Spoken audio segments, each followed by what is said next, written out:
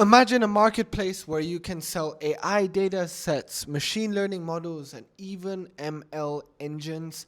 Imagine that database exposed that it essentially got hacked.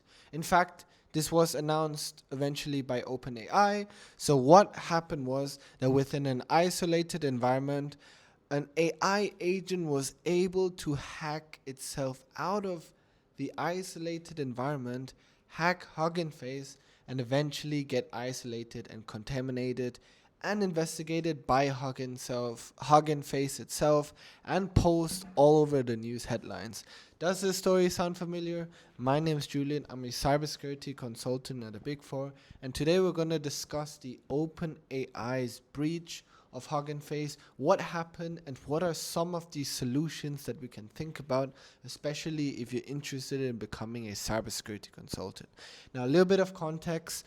AI basically had an isolated sandbox environment. What that essentially is just imagine that you are within a gym, within a training ground, and your walls are basically isolated. Your walls are locked, the doors are closed, and everything inside the room is to your disposal, to your usage in terms of resource, and everything you use in the room is for your training purposes only.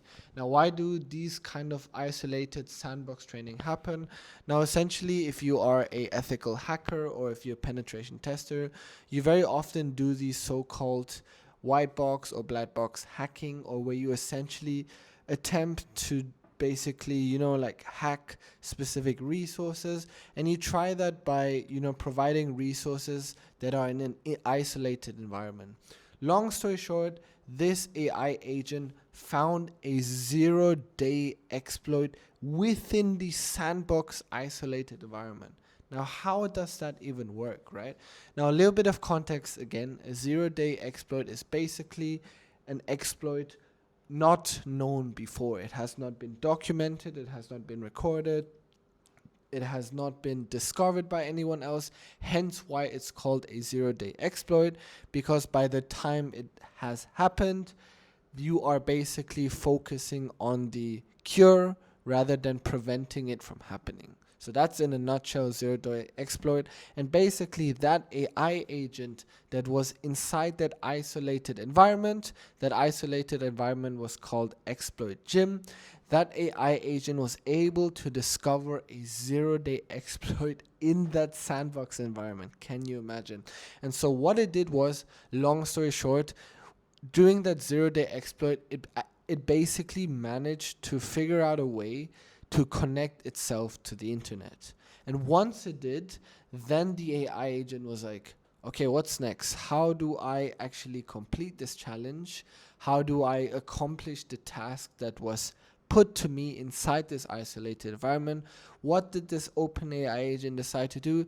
It went to Hugging Face. Now, if you don't know what Hugging Face is, imagine GitHub for AI agents only, or AI, so to speak, an AI marketplace. In that AI marketplace, Hugging Face, you can buy data sets, machine learning models, engines, statistical algorithms. It's basically a big range of marketplace specifically just for AI. And so what did that OpenAI agent do? It essentially went to that marketplace, gathered all the information and resources, and eventually completed its challenge. But what happened? Hugging Face realized that there was some type of abnormal activity, decided to isolate the situation, and eventually made that report online. OpenAI eventually admitted, and then now there's news headlines everywhere about how an OpenAI agent actually managed to hack itself outside of an isolated training environment and eventually hacked, so to speak, a marketplace. Now, that was a very quick summary. Now, you might be thinking, how on earth is this possible? And that comes back to the idea and the consensus where I stand is that AI agents or artificial intelligence is so quick that we just don't know how to control it that well, right? Now, that's just a personal opinion, but based on the scenario that I've explained to you, what are some of the solutions on how a situation like that could have actually been prevented. The first one I want you guys to talk about is AI identity. Now, when we talk about identity, there's two words or two principles that are very, very important. Now, the one is privileged access,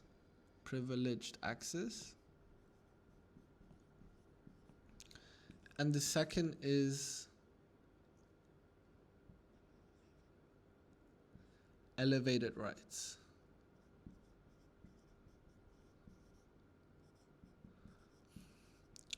Now, when you implement so-called AI identities, you have to understand that basically what happened was that AI agent was able to use so-called credentials to move laterally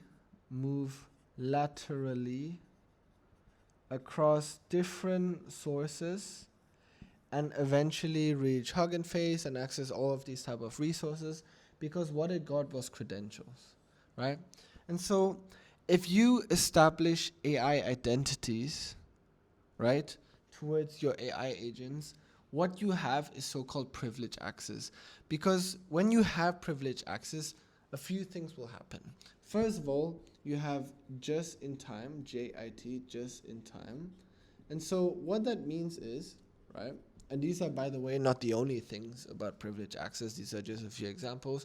If you have just-in-time access, that essentially means that you only give the AI agent a specific time-bound access towards that specific resources. Say 5 minutes, right? Now that's an example of privilege access. Not only that, but with privilege access, you essentially give the AI only access to resources that the agent is allowed to access. Now it sounds funny because, let me just run resources. Let's just put here objects. And then let's put here the AI agent. Now, the AI agent wants specific resources, but it only allowed to access the specific resources based on the requirement of the task. And now, if that sounds familiar, you probably have heard of role-based access control. Or if it's more resource specific, you've probably heard about attribute ABAC, if I'm not mistaken, attribute based access control. Now it's essentially the same thing, just depending on what you're prioritizing. If you're prioritizing a specific attribute of the object, or whether you are prioritizing the role that the AI agent assumes, right? Now that is the first thing. The second thing I want you guys to understand is that for whatever reason, the AI agent was able to elevate its access rights. So what that means was that for whatever reason, the AI agent was able to get admin controls. Or let's just call it directory controls. Because the issue is, right, if you have a so-called identity management system for your AI, then by right, the AI agent is just bounded to its current identity, right? Now, for example, if the AI agent is just a so-called user that's trying to figure out exploits, then it's only able to conduct attacks that are scoped to the user rights and identity rights. So basically the identity rights. For whatever reason, it was able to elevate its rights so that it eventually had admin control or security controls. And now that only happened because it was able to elevate itself, or basically just rise up the chain. And that is a problem, because without a proper identity access management, or more like a digital identity access management, or digital identity, I guess, AI identities are not well managed, and hence why lateral movement happen, why elevated rights happen, why least privilege doesn't exist, and why the AI was simply just moving around across different resources without, essentially being stopped. And that comes to the next point, is isolation. Now, yes, it was said in the beginning that this was a sandbox environment and that it was isolated, but the isolation or the sandbox environment just wasn't closed down enough. Because the issue is that you have to imagine that even if your environment is sandbox and isolated, that does not mean that the AI agent still has access to the internet. Now, what happened is that essentially the AI agent used a so-called third party package installer. Now, I actually forgot the name of it, but it was a zero-day exploit on a proxy registry from a third-party provider. And now, what is it in simple terms, right? Just to break it down for you guys. You have to understand that every time, let's say AI agents want to conduct a specific activity, they need a set of different types of resources, right? But instead of manually downloading package files, connecting APIs, you know, creating different environments of packages, it uses a third package or third party package installer, which basically contains a group and sets of multiple resources, whether it's Python, pip, and other documentation, which I'm honestly not too sure about. And so what happened was, essentially, the AI agent was able to find a zero-day vulnerability on the third-party package installer and use that zero-day vulnerability to actually connect to the internet, which is a great thing, but also not a great thing at the same time. So the solution for number 2 is when you create sandbox and isolated environments, make sure that even third-party package installers, such as the proxy registered, are completely vetted. Especially if it's a black box isolated. I'm not sure if it's black box or white box, but the one that is, given everything to you. Make sure that the resources that are given to the AI agents are properly vetted, properly filtered, and properly investigated to make sure that before you give it to the AI agent, that so-called zero-day exploits are not even possible or unable to even exist, if that makes sense, right? Number 3 is assume breach, right? And so this is more of I would say, governance practice, because when you assume breach, you essentially always assume that there is that your credentials are given up, right? Now, always assume breach is very similar to never trust, always verify. And now you have probably heard of never trust, always verify before, right? Because that's the principle of zero trust, right? If you learn cybersecurity and its fundamentals, zero trust is something you've probably heard all the time. Because what happens when you assume breach, right, all the time, then by default, you create so-called segmented environments. You create, let's say, virtual rooms, virtual machines.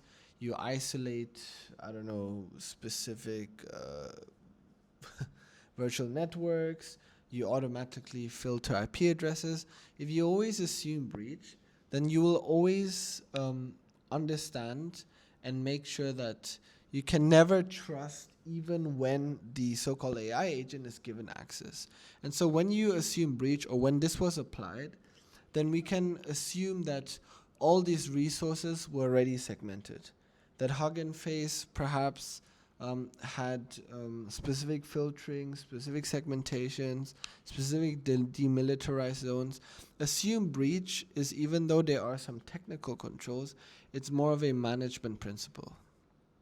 Okay? Now next is more towards a remediation, right? Which is lockdown laterally. Now with the credentials, the AI agent was literally able to move laterally, meaning that it was able to use the same credential to access other resources within a similar or within the same environment.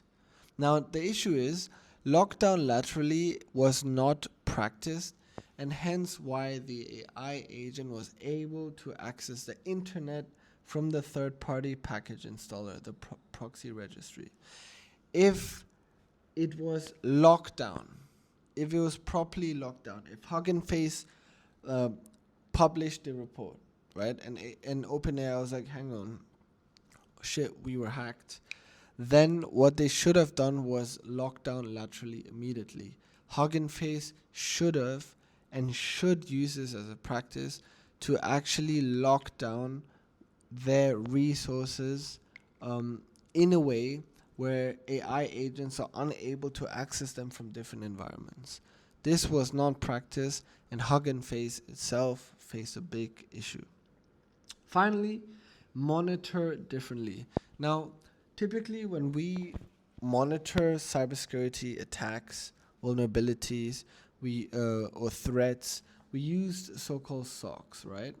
Security Operations Center, which contains SIEM solution, Security Incidents Event Management, or SOAR, which is more the umbrella, Security Orchestrated Automated Response. SOAR is essentially like just imagine like a centralized command center that has SIEM, endpoint protection, web application protection, firewalls, and all of those stuff.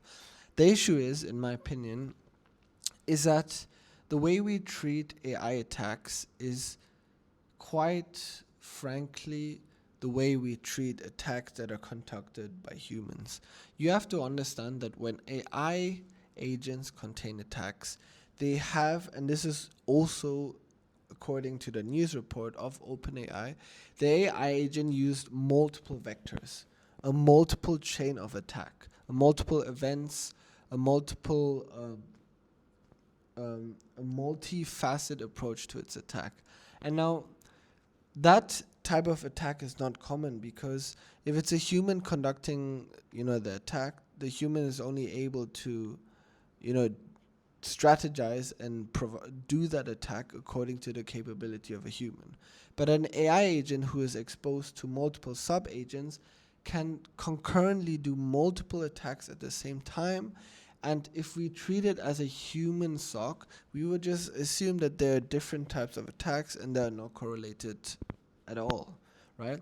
So my advice is to monitor differently, is to treat the attack as if it's an orchestrated AI attack, right? And now fundamentally it's different to, let's say, a human attack, because for AI attacks we can assume multi-chain, multi-vectors. We can assume I don't know, specific strategies on how AI do it. But you get the point. The point is that the way we treat AI attacks should be treated differently on how we treat the human attacks. And that's mainly because the attack structure is just fundamentally different to how the humans made it. Okay? So with that being said, I hope that you guys understand that the OpenAI attack was absolutely horrible. But since we have a few solutions, as best to my knowledge, we discussed about, we can at least prevent these so-called AI attacks in the future by at least implementing a few relevant AI guardrails and making sure that attacks like these, if they do happen, at least mediate or make sure that the damage is not that bad as it is. Okay?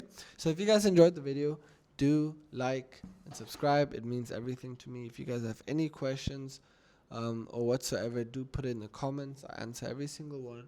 Otherwise, I hope you guys enjoyed, and I'll see you guys in the next video.